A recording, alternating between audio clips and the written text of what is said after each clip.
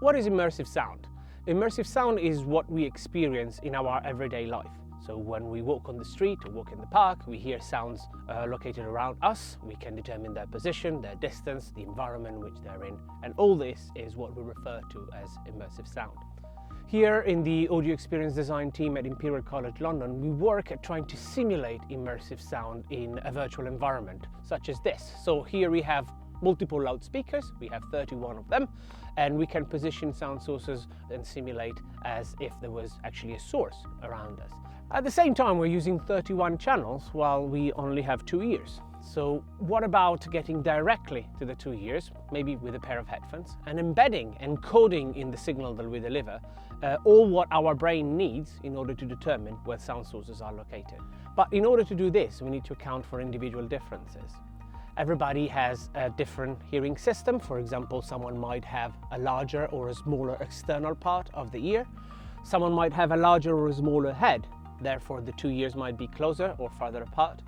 And also the shoulders and the torso might affect the way we receive sound in 3D and the way sound is altered depending on, again, morphological features of our head and ears. As an example, this is how you would hear with one ear shape, and this is how you would hear with another ear shape. So in order to make our virtual immersive sound as realistic as possible and to make people believe that actually there are sources around us, there are a person talking behind me or a car moving around me or an helicopter passing above, I need to account for all these differences. So there are 2 ways we can deal with this problem. The first one is to take into account all these individual differences in our simulation system, so adapting the technology to the person. In this case, we can, for example, acoustically measure our specific filter. For example, we can put 2 microphones at the entrance of the ear canal and using a system such as this, measure how our head will filter the sound differently depending on where it's coming from. Of course, though, this is an expensive system and this is a time-consuming activity. So we can find actually other ways of doing this using, for example, simpler technologies such as a 3D scanner or a phone to take a picture of our ear. And then, thanks to machine learning and artificial intelligence, we can use that picture to derive the filter, the function, the way that our hearing system modifies the sound coming from around us, our acoustic signature. Another way to approach this problem would be for you to adapt to the technology. In past research, it has been shown that we can adapt to altered spatial hearing cues. For example, if I put 2 tubes in my ear canals, I am virtually making my head larger, and at the beginning I wouldn't be able to localize sound sources correctly. But with a little bit of training, my brain and my hearing system is able to adapt to these altered cues and relearn how to localize sources properly. Here at Imperial, we have shown that we can do this also in virtual reality. So for example, we can train someone to use someone else's ears.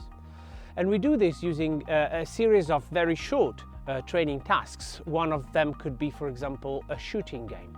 So you see a target and you hear a sound coming from the target and you need to determine the position and shoot. At the beginning, you have both visual and auditory feedback, and then slowly the visual feedback disappears. So you don't see the source anymore and you only hear it. And you need to rely on your auditory system to determine its position. With this process, with just a few short, I'm talking about 10, 12-minute sessions, we are able to train our hearing system to localize with ears that are not ours. So this is what we do within the Sonicum project, which is an EU-funded research that involves several partners around Europe looking specifically at the matter of personalization of immersive audio, whether adapting the technology to the person or adapting the person to the technology.